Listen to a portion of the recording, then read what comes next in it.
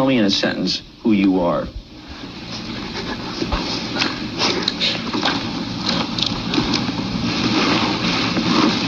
Nobody. I'm nobody. I'm a tramp, a bum, a hobo. I'm a boxcar and a jug of wine. And a straight razor if you get too close to me. The reproduction of our identities has both a libidinal and an ideological dimension to it, but it is the latter that recruits the former when it comes to the display of a certain discourse. As soon as we are asked to describe or express our identity in our own terms, that is, and whether we actually think it through or not before we speak, ideological discourse will inexorably recruit its libidinal counterpart in order to make sense of what otherwise are two very different things. The libidinal unconscious, which is just madness when attempting to speak it directly from the psyche, that's why there is an unconscious language of symptoms, which is what from Freud to Lacan and beyond has been theorized as the unconscious per se.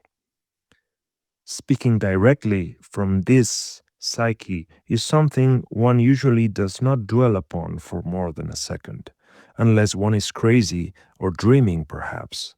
Not even someone like Charles Manson will do that, because what immediately takes over, even in dreams, is a radically historical set of notions which constitute ideology.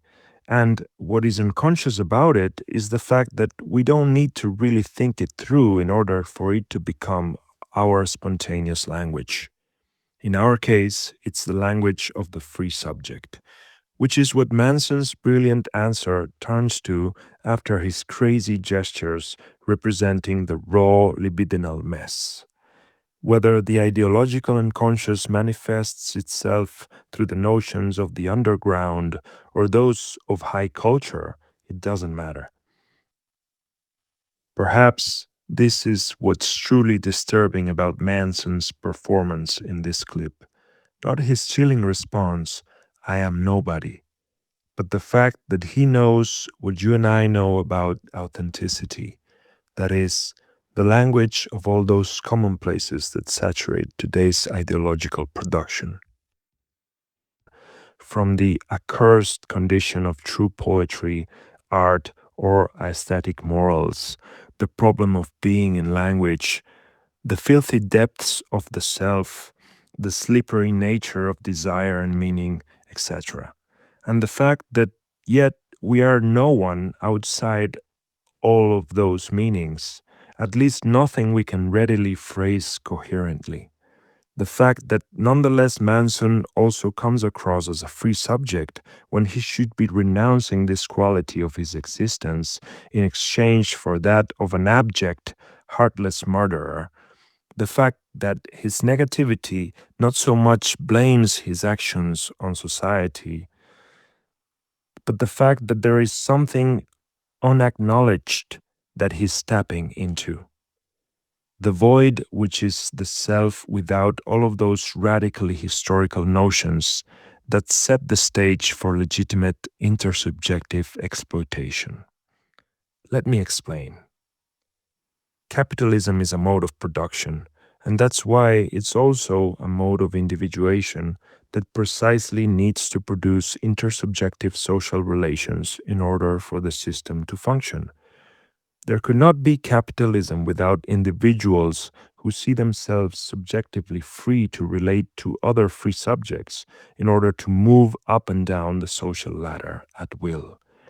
Yes, but even less possible is capitalism without those who, despite not really being able to move, irrespective of their social class, can nonetheless claim ownership over the life experience they more or less find themselves stuck in, which means they see theirs as a legitimate position within the system, just because they retain entitlement to their own private selves. That's capitalist subjectivity for you in a nutshell. That's what our ideological unconscious is all about.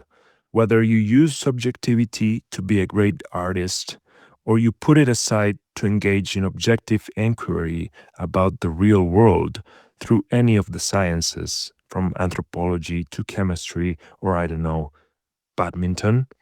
In each of these instances, what matters for dominant ideology is that one is able to say, I am free. I am a free subject, only without saying it.